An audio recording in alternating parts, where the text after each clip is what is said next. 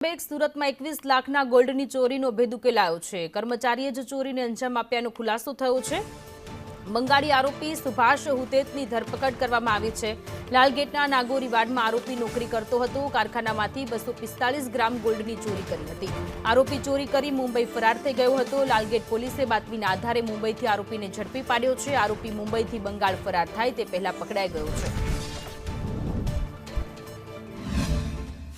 જે હસન અલી હૈદર અલી શેખ છે એના પોતાના ત્યાં ગોલ્ડ અને ઘરેણાનું કામ ચાલે છે, જેમાંથી 242 ગ્રામ ગોલ્ડ કોઈ ઈસમ લઈને ભાગેલો છે। આ ફરિયાદ મળતા લાલગેટ પોલીસ તુરંત હરકતમાં આવેલી હતી અને 70 કરતાં વધારે કેમેરાઓ ચેક કરીને ધ્યાનમાં આવેલું હતું કે તેમની જ કંપનીમાં કામ કરતા સુભાષિત ભરત હુતેત નામનો ઈસમ આ 242 ગ્રામ સોનું લઈને નીકળતો દેખાય છે અને પોલીસે તેનો પીછો કરતા તેને બોમ્બેની અંદર વિરાર ખાતેની હોટલમાંથી એને અટકાયત કરેલ છે અને તેની પાસેથી આ ગુનાની અંદર જે ચોરી કરેલું 242 ગ્રામ પૂરેપૂરું સોનું પોલીસે રિકવર કરેલું છે।